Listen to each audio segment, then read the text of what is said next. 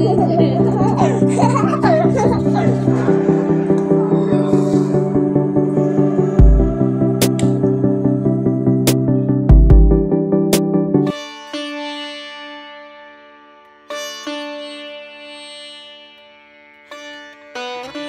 Everyone, welcome back to our channel.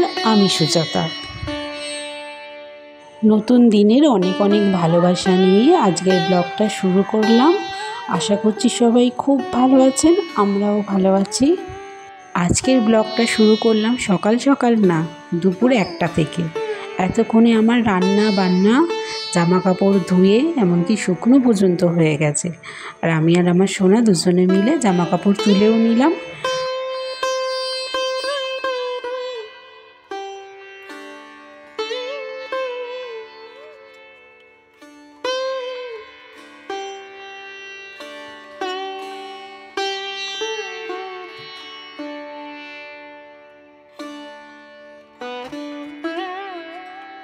বাবা মায়ের কাছে সব থেকে সুন্দর মুহূর্ত কোনটা বলুন তো? ছেলে মেয়ে যখন খুশি থাকে সেটাই হচ্ছে বাবা মায়ের কাছে সব থেকে পাওয়া। আর আজকে আমি স্নান টান করে চলে এসেছি, আমার সোনাও ছাদে আছে, বলছে মাম্মা একটু খেলবো, তাই ওর সাথে একটা সুন্দর মুহূর্ত কাটালাম আর তোমাদের সাথে শেয়ারও করলাম।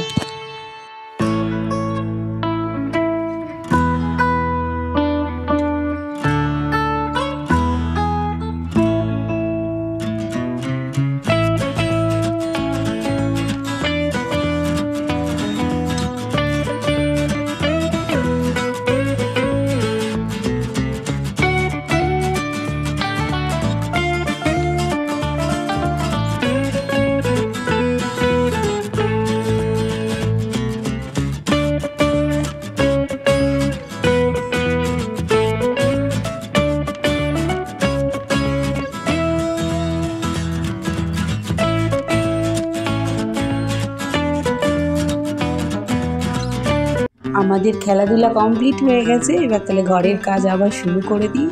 বিছানার চাদরটা আগে পেতে নিই। আজকে আর রান্নাবান্না তোমাদের সাথে শেয়ার করলাম না, অনেক কাজ ছিল সকালে, সব যত জামা কাপড় ছিল সব কাচাকুচি ছিল। আর এদিকে বিছানা পাতিও সব গুছিয়ে ফেললাম, তারপরে আমরা খেতে বসবো। এটা কী কথা বলুন তো, প্রতিটা মুহূর্তকে না এনজয় করা উচিত। মানুষ কতদিনই বা বাঁচে, তাই সুতরাং যতই মনের মধ্যে অশান্তি থাকুক, যাই থাকুক, খুশি থাকার চেষ্টা করি। এখন কি করি, বরের সাথে ঝামেলা হলেও না, আমি যখন ঝামেলা হচ্ছে ওর সাথে দেখাই, কিন্তু পেছনেও যখন চলে যাই নিজে নিজে খুশি মনে কাজ করতে থাকি। কারণ কিছু করার নেই, কারণ হচ্ছে মানুষ কতদিনই বাবা আছে। আমি যদি আজকে মারা যাই, কালকে তো পুরনো হয়ে গেল। তো দেখো আজকের থালিটা কেমন সাজিয়েছি, জাস্ট ফাটাফাটি একদম। ধনে পাতা দিয়ে ডাল, ধনে পাতা সহযোগে ডাল করেছি, কিন্তু ওর সাথে কি দিয়েছি বলো তো? ওর সাথে গন্ধরাজ লেবুর পাতা। খেয়েছো কোনোদিনও তোমরা? তোমরা যদি রেসিপি চাও আমি কিন্তু দিয়ে দিতে পারি তোমাদেরকে।